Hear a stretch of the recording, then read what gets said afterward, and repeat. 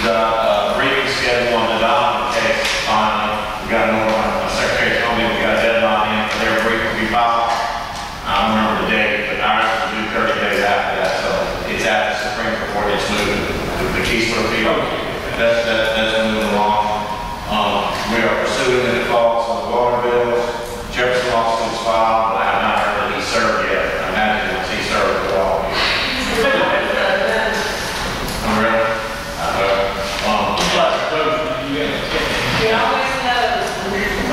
He is. I mean, there's other nights I'm working on with Mayor Lou or something that needs attention. We have our management. Yeah, so I'm working on him separating like you're talking about. Okay. We have public comments on not appearing item on the agenda, but still keys. I know you're all painfully aware of the acoustics in the building pretty bad for longer. Luckily, like myself, hearing repair is a nightmare, especially when it's a whole court. I can understand people's love to say this. What? I'm just hoping that somebody will move forward to getting some of these. We're not actually doing anything about the walls or anything at this time. That would become a budget item for us. What we're trying to do is pursue microphones and speaker system that we paid for that's not working out and not what was on the plans. And that's what we're trying to get them to come to the table and make these swaps with us on the microphones and all. We're going to try that first. But other than that, the rest would be like, I don't know, we'll have to see what we do. One other comment is that some of you are very good about speaking in your microphone. Other ones up there do not speak very well in the microphone, so when you're out here, it's very difficult if you're meeting with the people that you've got to hear, I'm sure. Yeah. Okay. And it's hard for us to hear you guys too. Brian was just joking about, but we can't hear what you're saying out there, no stopping it. When you come to the mic, we can't hear. Oh, I know. When I sit up there and somebody's out there talking, I'm like, hey, Stacy, what do you say? Yeah, I have one more thing to remind y'all. Next Tuesday is a budget work session at 5 o'clock. Got it. All right, Mayor, I'd like to just bring up something having to do with voting today. I understand that the county was responsible for not changing the voting district. Is that anything that we as a city have to go do? I was at lunch with Supervisor Ladner, and I made mention to him about the confusion that it's continuing to create, with us voting in one place for city elections and voting another for county and state and all that. So, and he said that he didn't even think, he said, I didn't really think about that. We need to do this as soon as the November general election's over. We need to get together and we'll tell them our precinct locations, and they'll go and apply, to the Justice Department and get them money. So until after November, You'll have to vote again. 1, 2, and 3 will go back. They'll go back to SPF for one more time. And where will we go after that? I know that We're gonna have, do we know? City elections or county? we're gonna make the city election and county same place. Well, that's in a perfect world, and I'm telling you, in 27 years that I've been working here, we have never made it happen. We were like maybe 2 months on the same district lines, and the county has to have their district lines drawn a certain way, and we have to have our district lines drawn a certain way. And we may have the same voting precincts at some point if we can make that happen.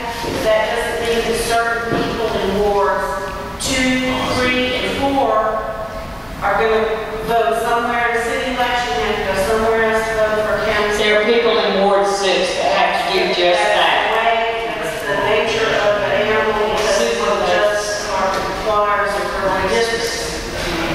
And that's Well, we worked real hard. We actually got all the districts the same, including the county and the city. Gail Parker, I did that probably 25 years ago. We sat down and had it, and it stayed like that for about 6 months, and the county change something. By the way, Becky and I have started a conversation.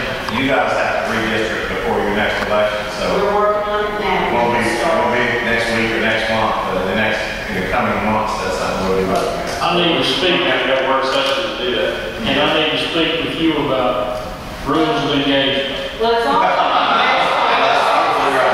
it's not like anybody's going to have really any big say so in it.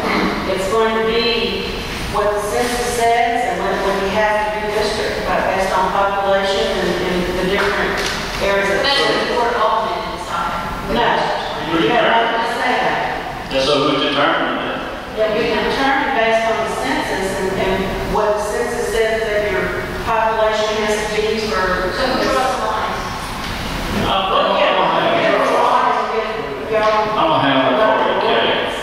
Yeah. You'll adopt an ordinance and we'll submit it to the Justice Department, but you really, it's gonna be cut and dry, what it says it has to be. But we'll all still be You'll be in in our. conversation, and I think Well, that I was told that the state law said that if they read.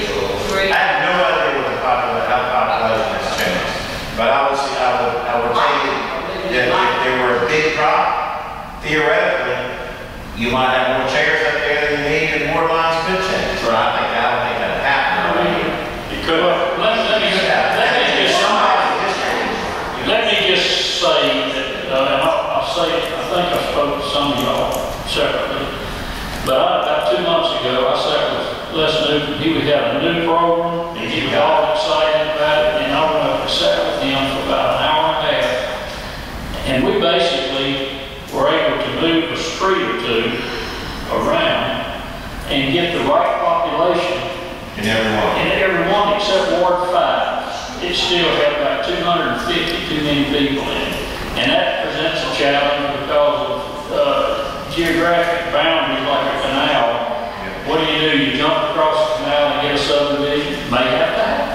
I don't know, but that's what I want to talk to you about. What's the feds require?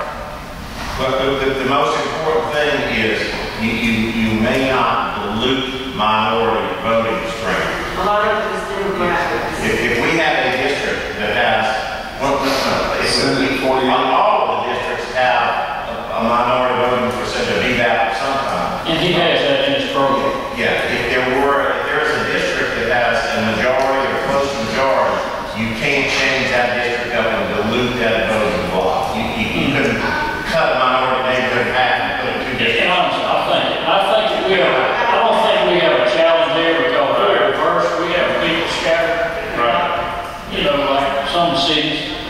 I think it's going to end up being the number, to make the number as nearly balanced as you can for each ward, and I think that's what we're going to have our challenge. But we're. Anybody lives right on the line of their ward, if you're right on the street, right, if your ward boundary right on the edge of your property, it'd be real nice to that all.